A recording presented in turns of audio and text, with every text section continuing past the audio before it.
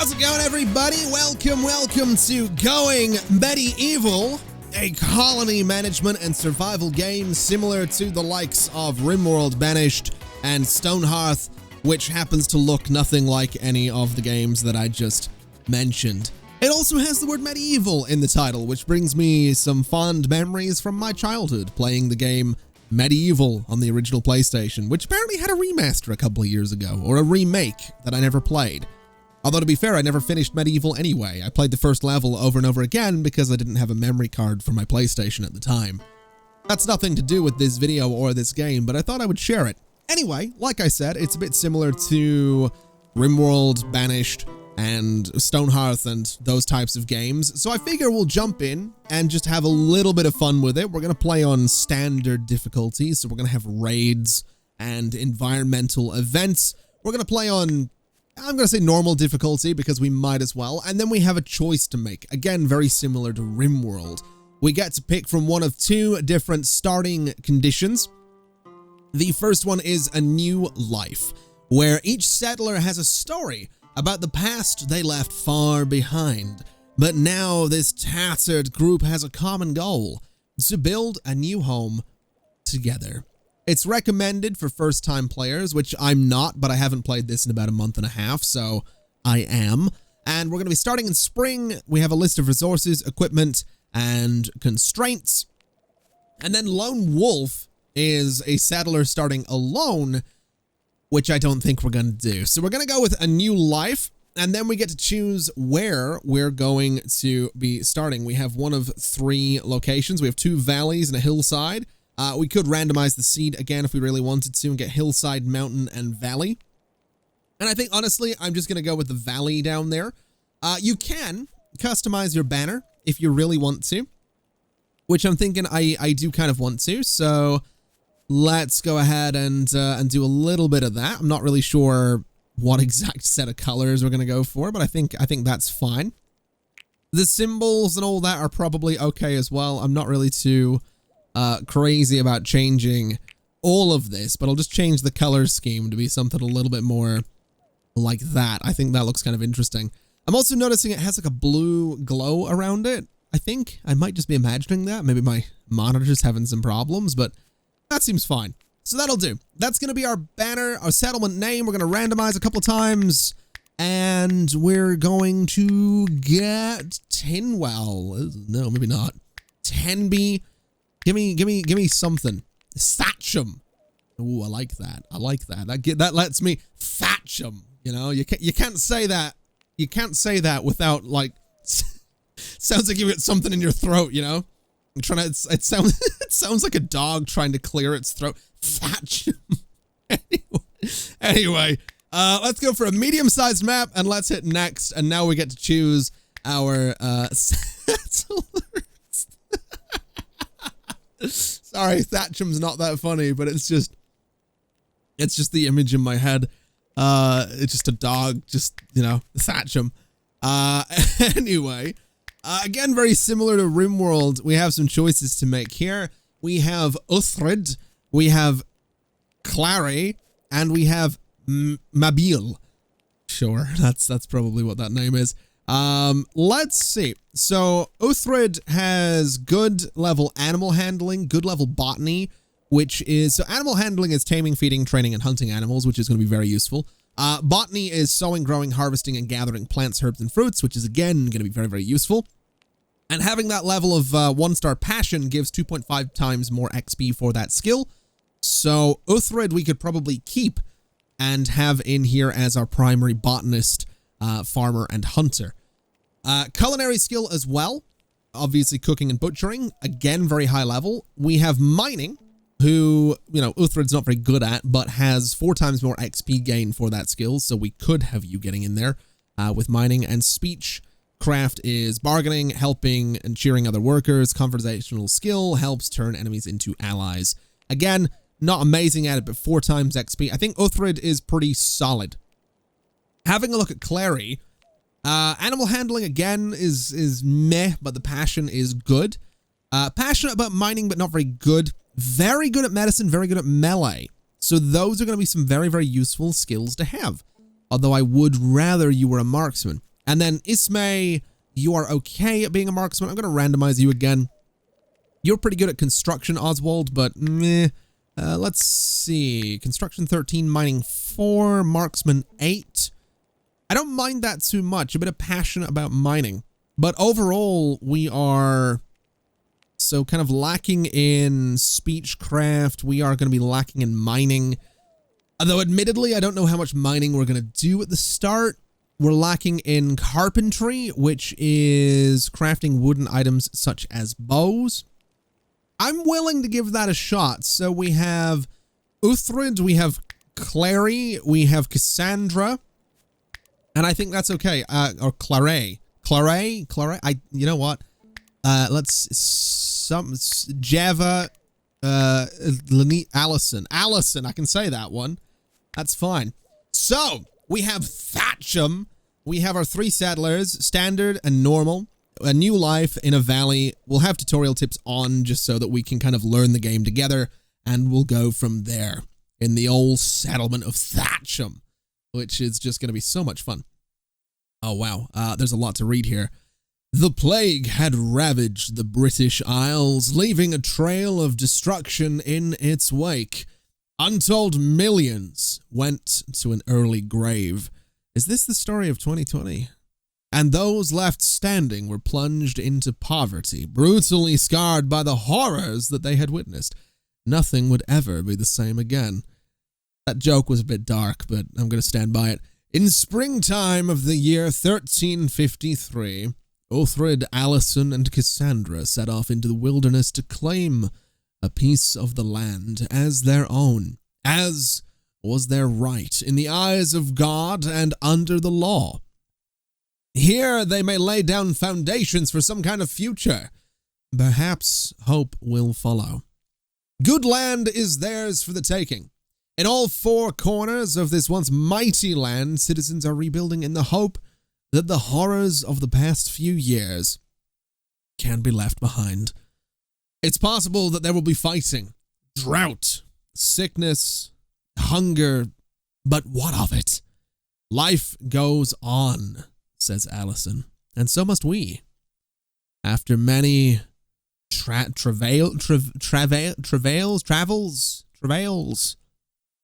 After many travels, they arrived in a valley with golden plains, cut through by a snaking river. For Cassandra, it conjured visions of bountiful harvests, song and wine, a place to put down roots, a homeland. They decided to title it Thatcham. All right, that seems good. All right, pause, and let's figure out what we're doing. Welcome to Going Medieval. Please bear in mind the game is under heavy development. This means that the game will have some bugs and unfinished systems. We can consult the almanac for help and tutorials. Camera controls are pretty standard. World layers are a thing that we will deal with, and game speed options are blah, blah, blah, blah.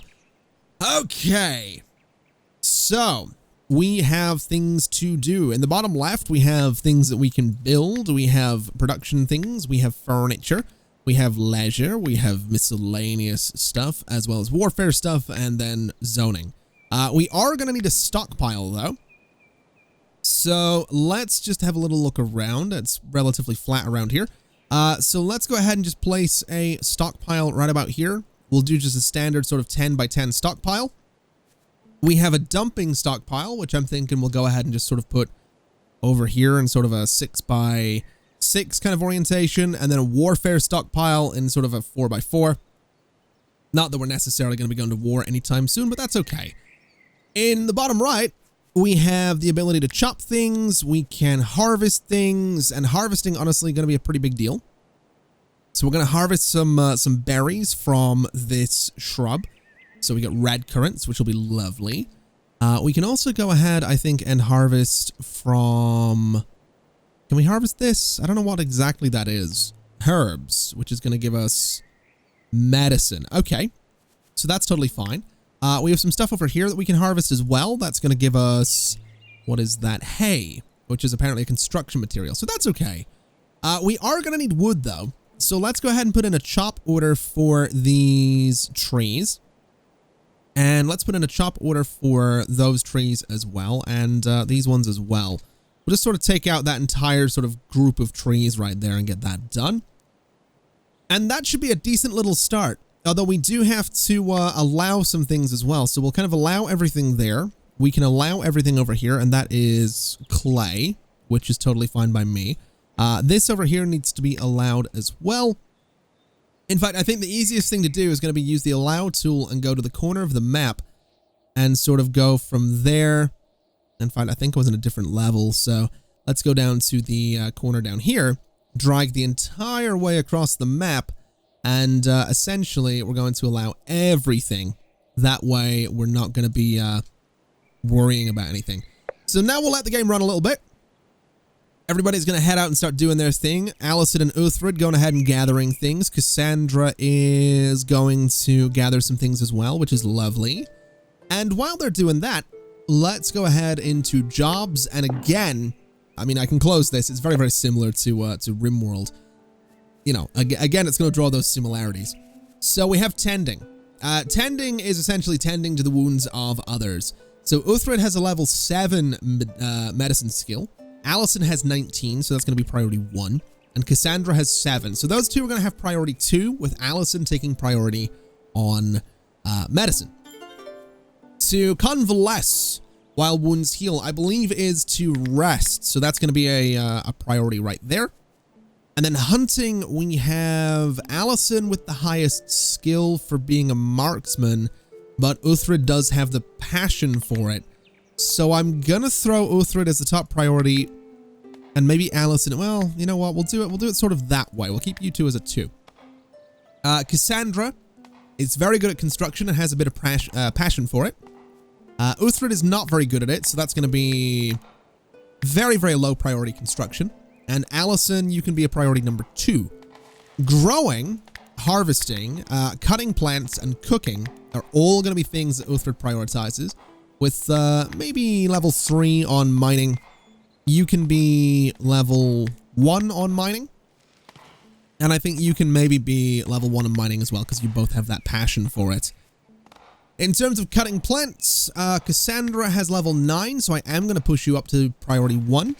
You have priority 2, or sorry, skill 2, level 2, so you're going to be priority 3, 9, and 5, so you can be 2, you can be 3, and that's okay. I don't think any of them are non-skilled work like crafting basic items like bricks. Oh, okay. Well, thus far, Cassandra is doing construction and mining, so I guess you can be priority 1 on that. Smithing is also going to be Cassandra, because you have the highest skill for it. Carpentry is going to end up being, by the looks of it, Allison, with Uthred being a close second. Tailoring is going to be Allison. Research is going to be Cassandra, with you maybe being a close second, and you a close second as well. And then being a steward is taking care of basic tasks like locking doors, closing windows, extinguishing torches, and hauling is non-skilled labor such as moving resources and items around. Okay. So those can be priority 1 regardless, because jobs set to the same priority level will be prioritized from left to right. So priority 1 on the left will take precedent over priority 1 on the right. So that seems fine. That seems totally okay. Now, there is one thing I remember about this game, which is that items will decompose based on the ground type that they're on, as well as being in shelter. So this over here is going to be our default stockpile. But I'm thinking what I want to do to it is shrink it a bit. And I'm going to go to construction, and I'm going to say wooden floor. In fact, I could get away with a wicker floor, which will use sticks, which I think I have a good number of. I'm not actually 100% sure how many of them I have. Right now, I have 240 wood, though, which is in storage. So we'll just do a nice wooden floor there. And then around it, I want to go ahead and I want to do a nice wooden wall going back to there. We'll sort of just bring this around. And actually, I'll tell you what I want to do.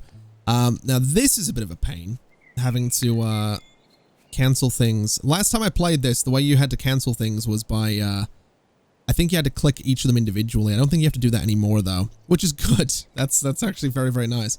At least it seemed that way last time I played it, but that's okay. We'll go ahead and bring this wooden wall out to here. We'll go ahead and do this, and that'll be room for a door. And then we can go ahead and put the wooden floor just onto that bit. And I'll tell you what I want to do, actually. I also want to expand this back a little bit, just to make it a bit of a longer building. So back to about there with a nice sort of wooden floor. We'll get the doors going to there. Or sorry, the walls going around like this. And we can put a door in the back of it as well. So there's an entrance at each end of this building. We can do some windows, even though they're totally unnecessary for a building like this. We are going to do it because it's going to look nice. So we have our windows. I think those are in the middle as well, which it certainly looks like. And then we just need to put a roof on it. So a nice thatched roof like that. And if I control and mouse wheel, I think I can eventually see it. I'm not 100% sure. Oh, that's going underground. Never mind. That's fine. Is it this that has... there we go. So now I can see the roof, which, you know, looks okay to me. So that'll be our storage room. And that's good. We can go ahead and get a little wooden torch, which we can put on the walls in here. So we can put one there and there. We can put one there and there. And we can put a couple just each side of the windows in the middle as well. That way we have plenty of light. So that'll get built eventually.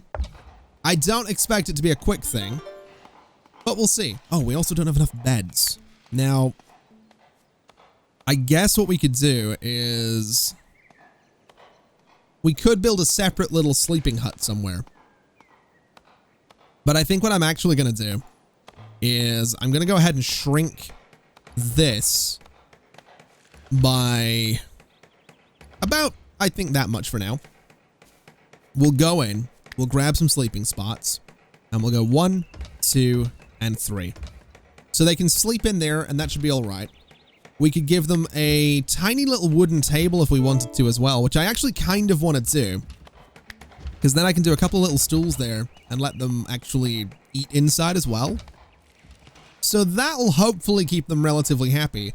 And looking at the construction, you can maybe see why this is similar-ish to something like Stonehearth. It's very similar to a lot of the colony management and survival games that I've played in the past, and that's not a bad thing at all. I'm not complaining in the slightest. I'm actually really enjoying it.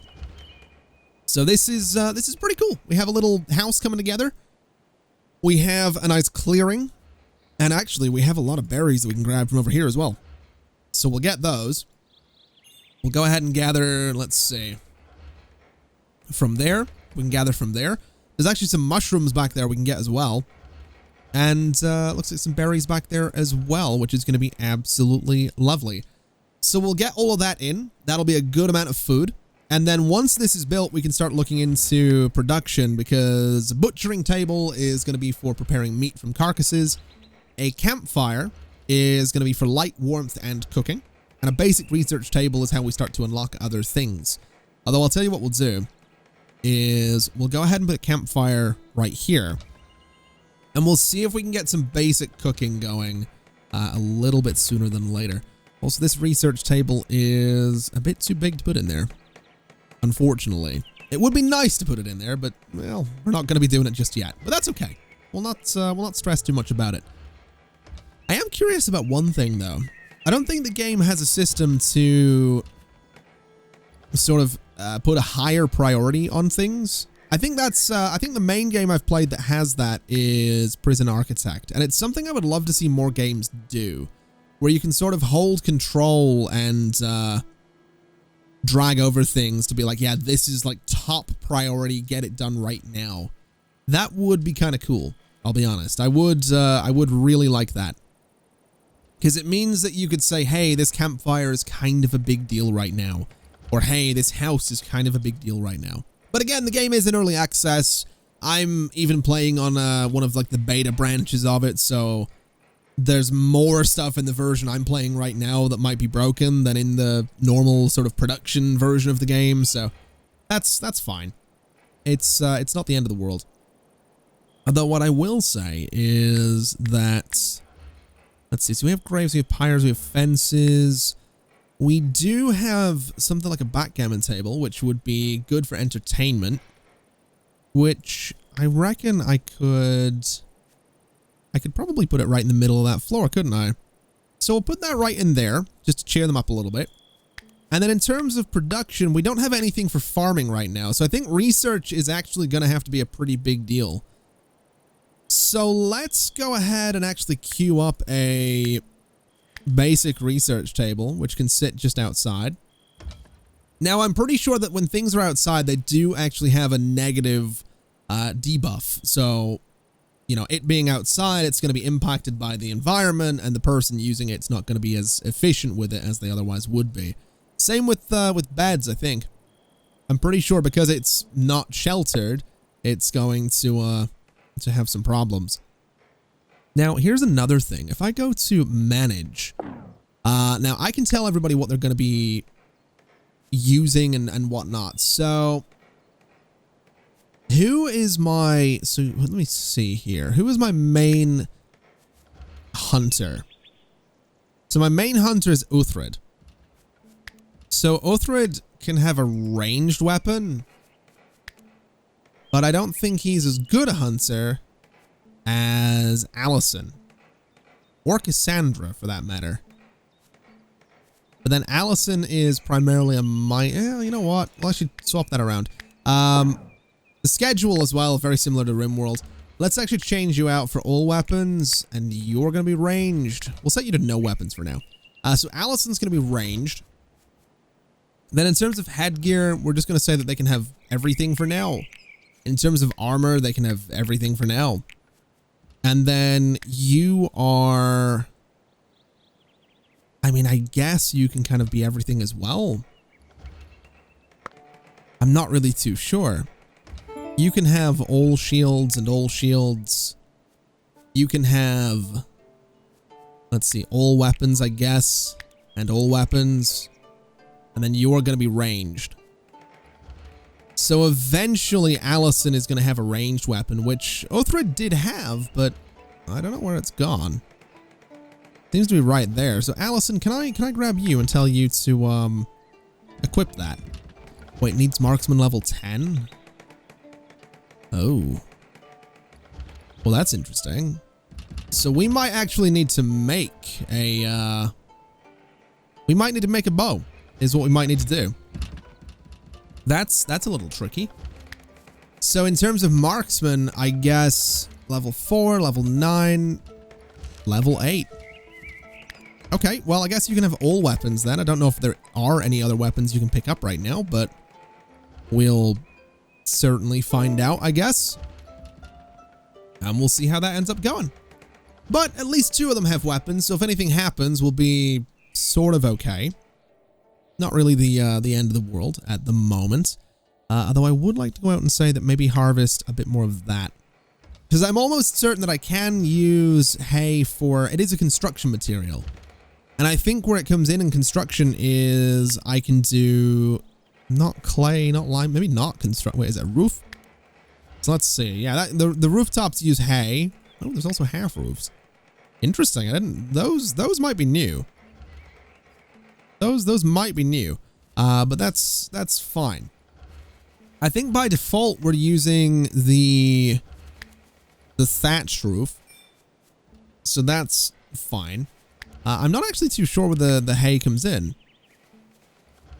We don't have sticks either, do we? We have actually, yeah, we do have 380 sticks, so we could do wicker flooring at some point, but whatever, we're fine. This building's actually very nearly done as well, which is beautiful news.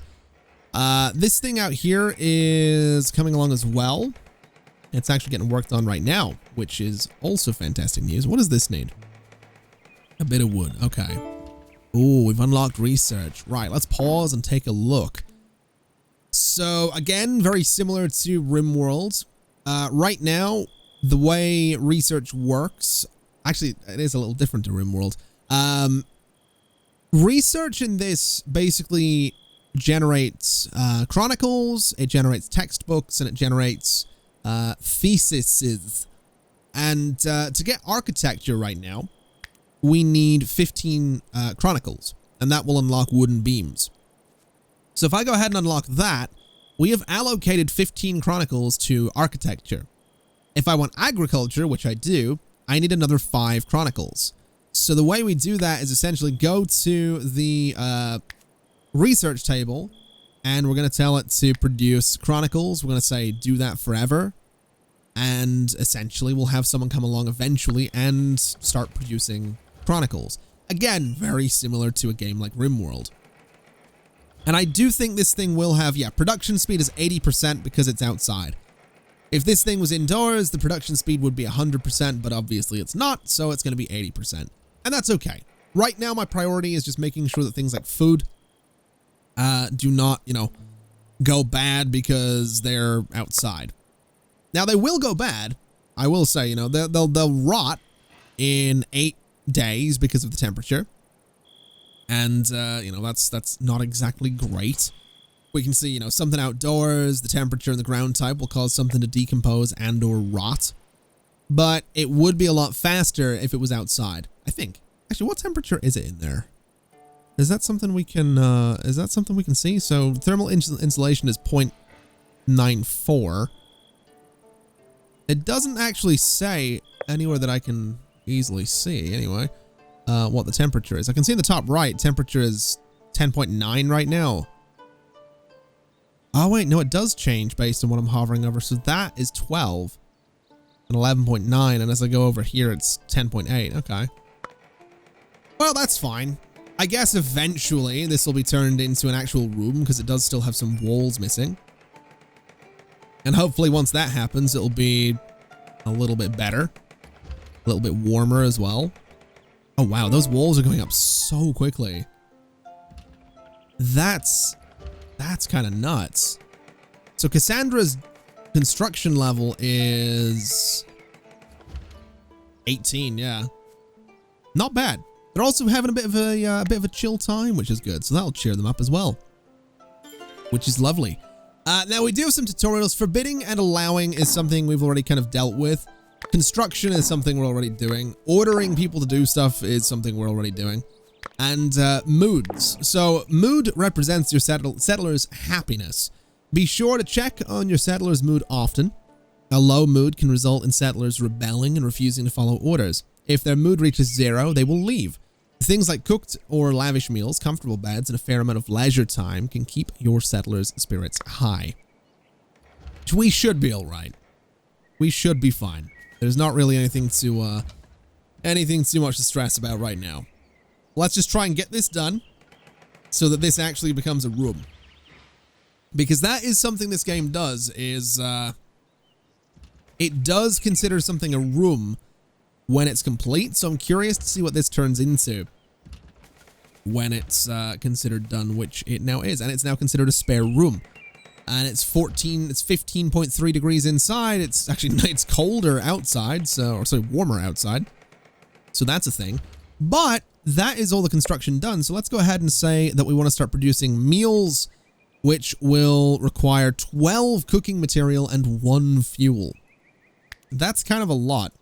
So let's do that until we have 3 of us. So let's do it until we have 12 meals. That way there's 4 for each of them. And then this thing is outside in the fog, so production speed is going to be 90%, but that's okay. At the moment, Cassandra is doing some research as well, which is lovely.